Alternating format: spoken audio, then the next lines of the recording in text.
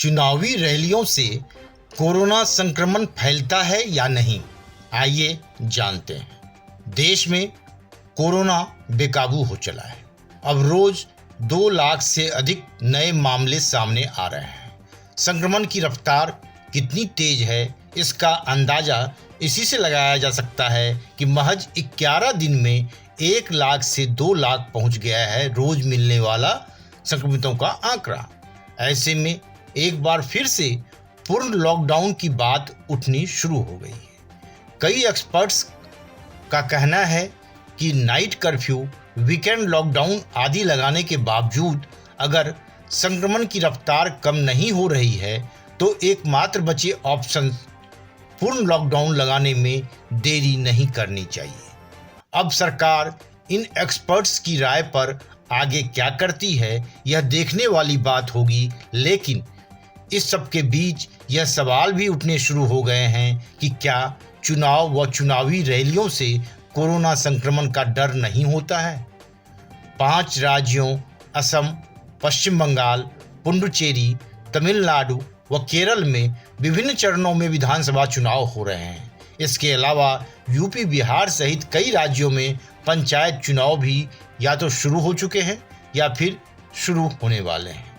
ऐसे में यह गंभीर सवाल है कि कोरोना काल के इस पीक में इस तरह की गतिविधियों, चाहे चुनावी प्रक्रिया ही क्यों न हो, उस पर रोक नहीं लगा देनी चाहिए।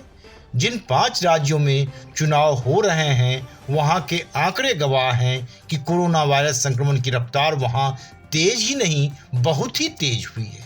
आइए जानते हैं चुनाव वाले किन किन राज्यों में कोरोना वायरस संक्रमण की रफ्तार कितनी बढ़ी है।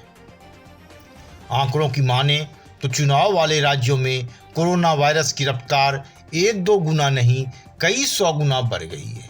आंकड़ों के मुताबिक इलेक्शन वाले राज्य बंगाल में 420%, असम में 532% और तमिलनाडु में 169% कोरोना केस बढ़े। वहीं इन राज्यों में मौतों में 45% का इजाफा हुआ है। कहा जाने लगा है कि चुनाव व चुनावी रैलियों ने पश्चिम बंगाल, तमिलनाडु, केरल, असम और पुडुचेरी में लोगों की जान जोखिम में डाल दी है। करीब 1.5 महीने से जारी चुनावी कार्यक्रम जानलेवा साबित होने लगा है। ये हम नहीं, आंकड़े बोल रहे हैं। इन 5 राज्यों के 1 अप्रैल से 14 अप्रैल तक के आंकड़े देखें। इससे पता चलता है कि पश्चिम बंगाल में 420%, असम में 532%, तमिलनाडु में 159%, केरल में 103% और पुडुचेरी में 165% कोरोना केस बढ़ गए। औसत के तौर पर देखें तो इन 5 राज्यों में मौतों में भी 45% का इजाफा हो गया है। और ये तो महज शुरुआत है। आने वाले वक्त में स्थितियां और बिगड़ने ही वाली है। अगर ये चुनावी रैलियां और भीड़ जुटाकर सभाएं नहीं होती तो न जाने कितनों की जान बच सकती थी। खैर, अब आइए एक एक करके 5 राज्यों के हालात के बारे में जानकारी हासिल करते हैं। असम 14 दिन में कोरोना मरीज 532 से बढ़कर 3,398 हुए, यानी 532% का इजाफा हुआ। शुरुआत असम से इसलिए कर रहे हैं कि यहाँ के आंकड़े काफ़ी चौंकाने वाले हैं। असम में 16 से 31 मार्च के बीच केवल 537 लोग कोरोना संक्रमित पाए गए थे। मतलब उस दौरान स्थिति काफ़ी बेहतर थी। अब 1 से 14 अप्रैल के बीच नज़र डालें तो डर लगना वाजिब है। इन 14 दिनों में रिकॉर्ड 3,398 लोग कोरोना की चपेट में आ गए, यानी अब कोरोना की रफ्तार 532% हो चुकी है। मौत के मामलों में भी ये तेजी देखने को मिली है। 16 से 31 मार्च तक जहां केवल 6 लोगों ने जान गंवाई थी, वहीं इन 14 दिनों के अंदर अब तक 15 मौतें दर्ज हो चुकी हैं।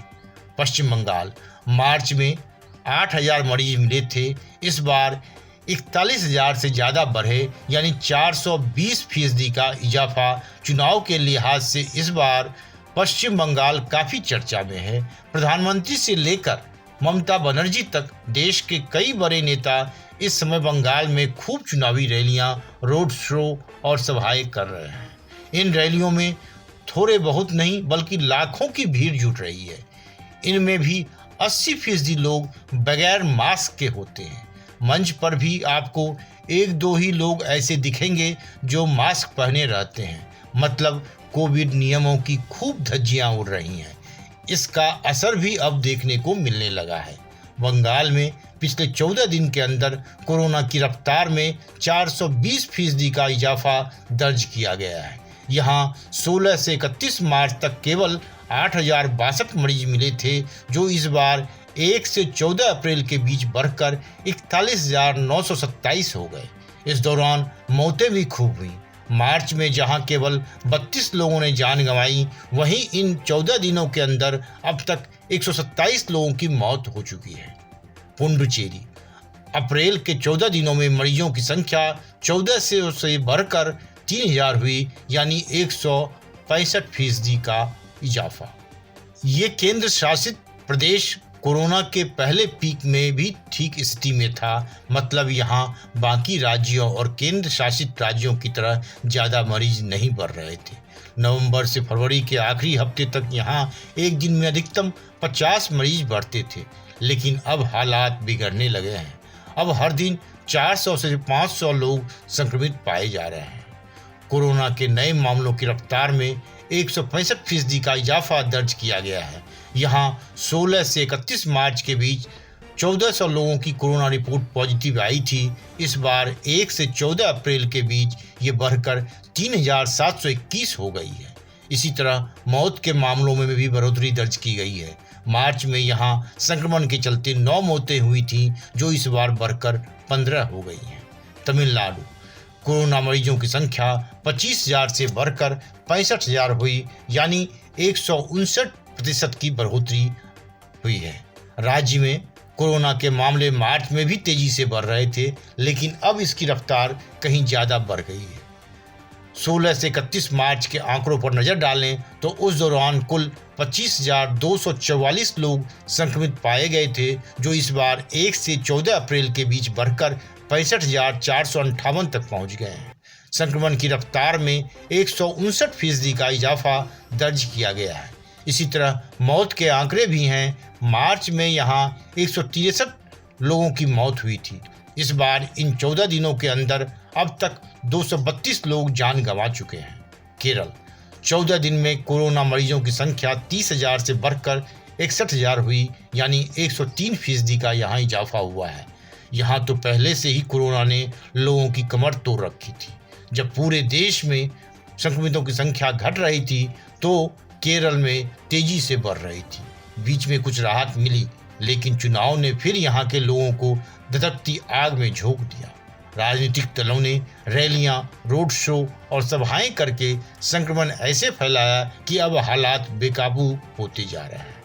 केरल में अप्रैल के 14 दिनों में नए मरीजों की संख्या में 103% का इजाफा दर्ज किया गया है। 16 से 31 मार्च के बीच में यहाँ कुल 30,390 लोग संक्रमित मिले थे, जो इस बार अप्रैल में बढ़कर 61,793 हो गए हैं। इसी तरह मौत के आंकड़े भी हैं। मार्च में यहाँ 199 लोगों ने जान गंवाई थी, जबकि अप्रैल में इन 14 दिनों में अब तक 204 मौतें हो चुकी हैं। इन आंकड़ों को देखने के बाद क्या अब भी कुछ कहना बच जाता है? सरकार के पास इसका क्या जवाब है कि पिछली बार महज 500 नए कोरोना केस आने पर पूर्ण लॉकडाउन लगा दिया गया था, जबकि अब जब रोज 2 लाख से अधिक नए कोरोना केस मिल रहे हैं, उस दौरान चुनावी रैली व सभाओं का क्या मतलब निकाला जाए? क्या इसे टाला नहीं जा सकता है? इस तरह के ढेरों सवाल हैं जिसका सरकार को जवाब देना चाहिए, ताकि जनता कन्विंस हो सके कि वह जो कह रही है वह ठीक है। चुप बैठने से अविश्वास बढ़ेगा, और हम सब जानते हैं कि जब जनता नाराज होती है तो फिर क्या होता है। यह किसी को बताने की जरूरत नहीं है, बल्कि अंडरस्टूड है। Bureau report, one day matters.